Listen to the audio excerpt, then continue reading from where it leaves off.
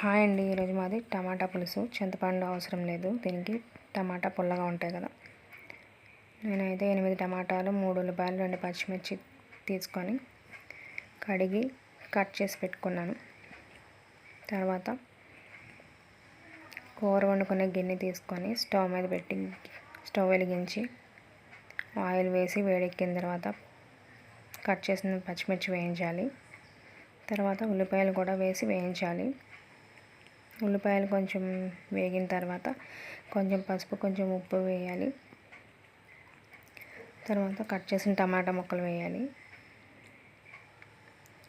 వీటిని బాగా ఉడకనివ్వాలి.